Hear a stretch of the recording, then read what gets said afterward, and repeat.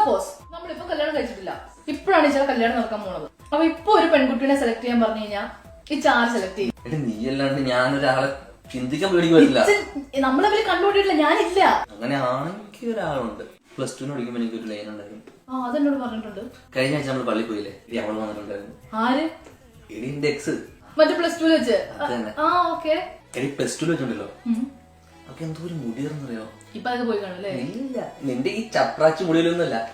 പണ്ടത്തെ ചന്തി കണ്ടായിരുന്നു, ഇപ്പത്തെ കണ്ണങ്കാല് വരെ ഇങ്ങനെ നീണ്ടു എടുക്കുക. ചുണ്ടൊക്കെ എന്ന് പറഞ്ഞാ എന്താ പറയാ, തുണ്ടിപ്പഴം പോലെ. അവളുടെ മൂക്ക് വരെ ഒരു സ്പെഷ്യാലിറ്റി ഉണ്ടെന്നുള്ളതാണ്. എടി ഞാനിങ്ങനെ പറഞ്ഞ നിനക്ക് ഫീൽ ആവണ്ടോ? ഇല്ല, ഞാൻ ഓപ്പൺ മൈൻഡഡ് അല്ലേ. ഒരു കാര്യം വിട്ടുപോയി, അവളുടെ ഇടത്തെ സൈഡിലൊക്കെ അവളൊരു നുണക്കുഴിയുണ്ട്. ഞാൻ അവളെ എപ്പോഴും ചിരിപ്പിക്കായിരുന്നു നുണക്കുഴി കാണാൻ വേണ്ടിട്ട്. അല്ല, ഇത്രക്ക് ഇഷ്ടമായിട്ട് പിന്നെ നിങ്ങൾ തമ്മിലുള്ള കല്യാണം എന്തുകൊണ്ട് നടന്നില്ല? അത് വേറൊരു കഥയാ. ഞാൻ ഇടയ്ക്കിടയ്ക്ക് അവളെ രാത്രി കാണാൻ പോവാറുണ്ട്. ഒരു ദിവസം രാത്രി ഞാൻ കണ്ടിട്ട് വന്ന വഴിക്ക് അവളുടെ പറമ്പിൽ കുറെ റബ്ബർ ഷീറ്റ് ഉണക്കാണ്ടായിരുന്നു മഴയില്. അന്ന് റബ്ബർ ഷീറ്റിനൊക്കെ നല്ല വിലയല്ലേ. അപ്പൊ തിരിച്ചു പോകാൻ വഴിക്ക് ഞാനൊരു 3-4 പൊക്കി. അത് അവളുടെ അപ്പം പൊക്കി. ആകെ സീനായി. പിന്നെ ഫേസ് ചെയ്യാൻ മടിയായി. അങ്ങനെ അങ്ങ് നടന്നു പോയി. അത് കഴിഞ്ഞ് അവള് ബാംഗ്ലൂർ പഠിക്കാൻ പോയി. നിർഭാഗ്യവശാൽ അതിന്റെ ഇടയ്ക്കാണ് നീ വന്ന് കയറിയത്. അല്ല, ഭാഗ്യവശാൽ നീ എന്റെ ലൈഫിലോട്ട് വന്നത്.